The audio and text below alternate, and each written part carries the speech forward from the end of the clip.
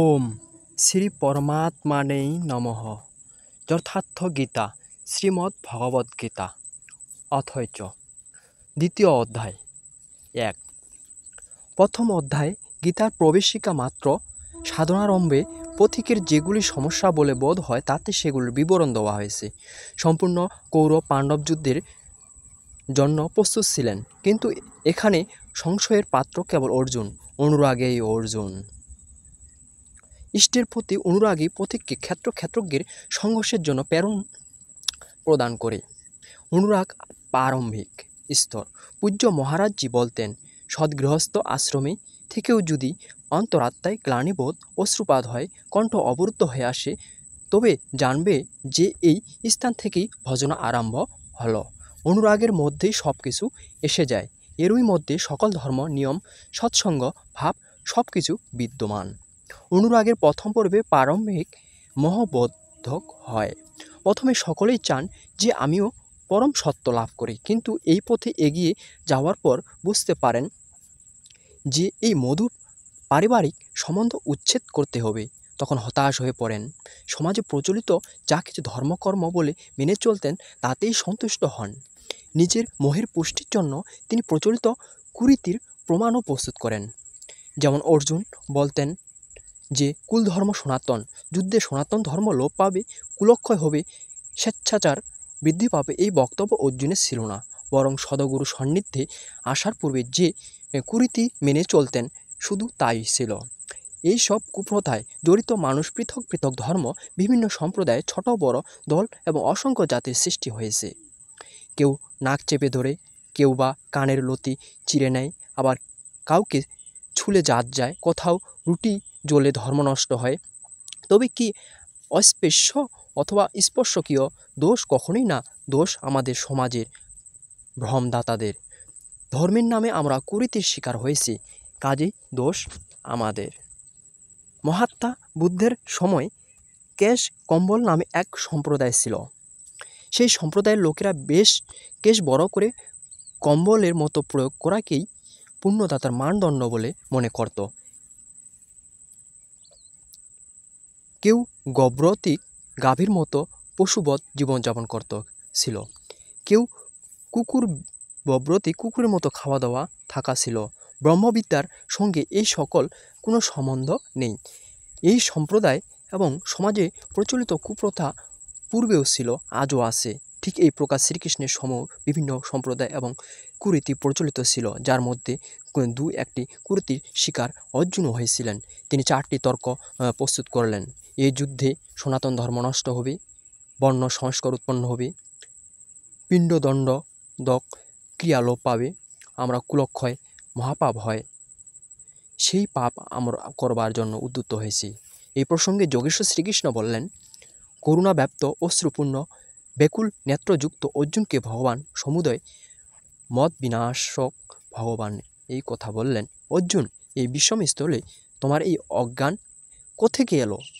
বিষমস্থল অর্থাৎ সৃষ্টিতে যার সমতার স্থান কোনো নেই, পরলৌকিক যার লক্ষ্য, সেই নির্বিবাদ স্থলে কোন কারণে তোমার অজ্ঞান উৎপন্ন হলো? এই অজ্ঞান কেন?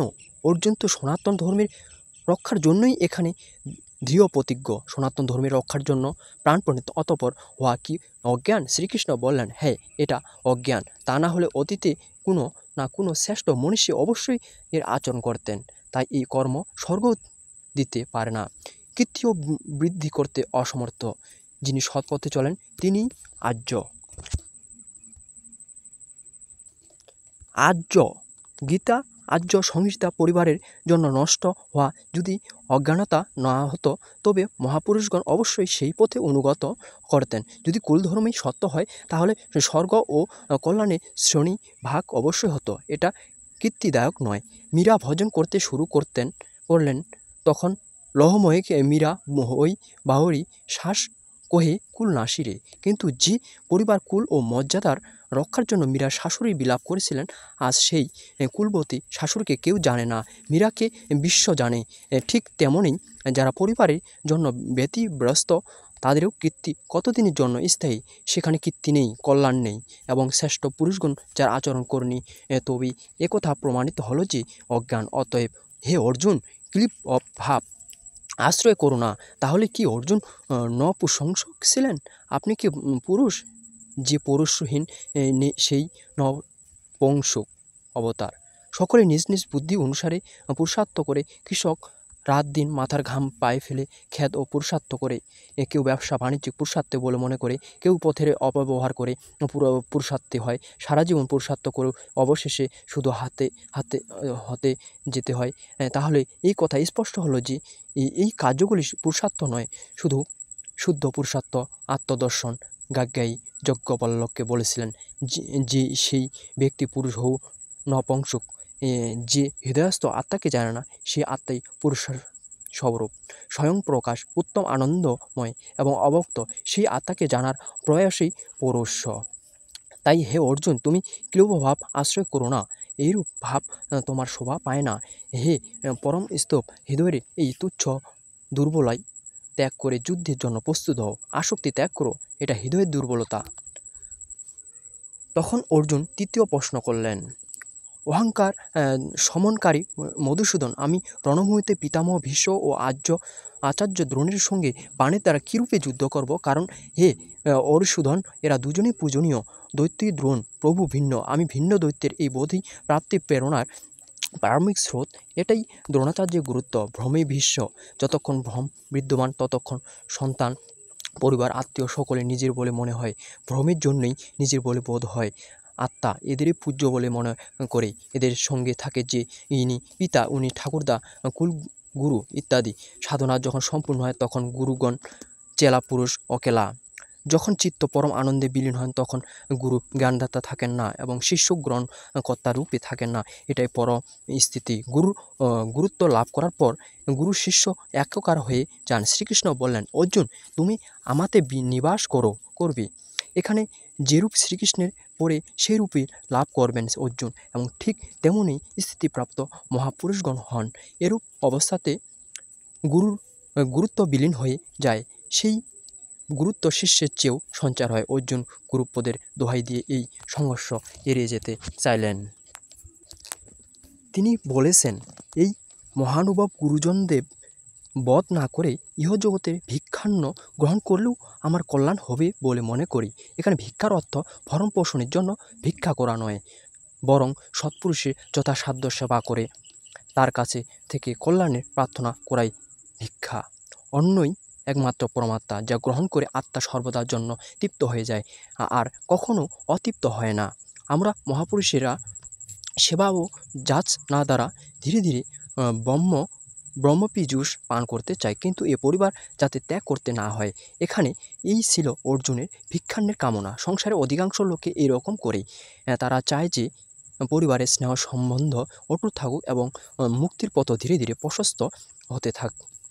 সাধনা পথে পথিক যিনি, যার সংস্কার এদের চেয়ে উন্নত, যার মধ্যে সংঘর্ষ করার ক্ষমতা আছে, স্বভাবে ক্ষত্রিয়ত্ব বিরাজিত, তার জন্য এই ভিক্ষান্নের বিধান নেই। নিজের ক্ষমতা অনুসারে কিছু না করে যাচনা করাই ভিক্ষা। গৌতম বুদ্ধ তার মঞ্জিম নিয়াকের ধম্মদায়ক শুদ্ধ এতে এই ভিক্ষানন্দকে আমিষ দায়াত বলে হ্যাঁ করেছেন, যদিও জীবনযাপন করা ভিক্ষুই মতোই করেছেন। এই গুরুজনদের বধ করে কি লাভ হবে? এই লোকে রুধিরাক্ত অর্থ ও কামনার জন্য যে ভোগ, সেই ভোগ বাসনাই পূরণ হবে। অর্জুন ভেবেছিলেন ভজন করলে ভৌতিক সুখের মাত্রা বৃদ্ধি পাবে। এরূপ কঠিন সংঘর্ষ করার পরও শরীরের পোষক অর্থ কামনার যে সমস্ত বস্তু সামগ্রী, সেগুলি তো ভোগ করার জন্য লাভ হবে। পুনরায় তিনি তর্কের অবতারণা করলেন, এ নিশ্চিত নয় যে সেই ভোগ লাভ হবেই। এও জানি না যে আমার পক্ষে কোনটি শ্রেয়স্কর, কারণ এ পর্যন্ত আমি যা কিছু বলেছি সে সমস্ত অজ্ঞান বলে প্রমাণিত হয়েছে। এও জানি না যে আমার জয় লাভ করব অথবা তারা করবে। তাদের বধ করে আমি বেঁচে থাকতে চাই না। সেই ধৃতরাষ্ট্র পুত্রগণ আমার সম্মুখে দণ্ডায়মান। অজ্ঞানরূপ ধৃতরাষ্ট্র থেকে উৎপন্ন মহ ইত্যাদি স্বজন সমুদায় ধ্বংসেই যখন হয়ে যাবে, তখন আমি বেঁচেই বা কী করব? অর্জুন পুনরায় ভেবে দেখলেন যে যা কিছু তিনি বলেছেন হতে পারে তাও অজ্ঞান। তাই তিনি প্রার্থনা করলেন, পুরুষতা দোষের স্বভাব অভিভূত হয়েছেন ও ধর্ম বিষয়ে আমার চিত্ত বিদ্যুৎ হয়েছে। আমি আপনার কাছে প্রার্থনা করছি, আমার পক্ষে যা কল্যাণকর তা নিশ্চয়পূর্বক বলুন, কারণ আমি আপনার শিষ্য, আপনার শরণাগত। আমার মঙ্গল করুন, শুধু শিক্ষা নয়, পথভ্রান্ত হলে রক্ষা করুন। লা দে লদায় দে অর লদায়নেওলা সাত চলে। কখনো বোঝা পড়ে গেলে তা ওঠাবে কে? অর্জুনের সমপূর্ণ এই ধরনের ছিল। এখানে অর্জুন পূর্ণ সমপূর্ণ করে দিলেন, এ পর্যাপ্ত। তিনি নিজেকে শ্রীকৃষ্ণের স্তরে মনে করেছিলেন, কিছু কিছু বিদ্যাতে নিজেকে শ্রেষ্ঠ ভেবেছিলেন। এখানে তিনি নিজের নিয়ন্ত্রণের দায়িত্ব শ্রীকৃষ্ণের হাতেই তুলে দিলেন। সদগুরু সাধনের শেষ অবস্থা পর্যন্ত হৃদয়ে স্থিত থেকে সাধকের সঙ্গে সঙ্গে চলেন। যদি তিনি সঙ্গে না থাকেন তবে সাধকের পক্ষে সাফল্য লাভ করা সম্ভব। পিতামাতা যেমন কন্যার বিবাহ না দেওয়া পর্যন্ত তাকে সংযমের শিক্ষা দিয়ে তার সংরক্ষণ করেন, তদ্রূপ সদগুরু নিজের শিষ্যকে অন্তরাত্মা থেকে সারথি হয়ে প্রকৃতির কবল থেকে মুক্তি করে দেন। এখানে অর্জুন নিবেদন করলেন, হে ভগবান, আর একটা কথা, পৃথিবীতে নিষ্কণ্ঠক ধন ধান্য সম্পূর্ণ রাজ্য, দেবতাগণের অধিপতি ইন্দ্রপদ লাভ হলেও আমার ইন্দ্রিয়বর্গের সন্তাবক শোক নিবারণ করতে পারে এমন কোনো উপায় দেখছি না। যখন শোক বিদ্যমান তখন এই সমস্ত সম্পদ নিয়ে আমি কি করব? যদি এই মাত্র লাভ করে হবে তবে ক্ষমা করুন। অর্জুন চিন্তা করলেন যে থেকে বেশি বলবেনই বা কি। সঞ্জয় উবাচয়। হরে কৃষ্ণ।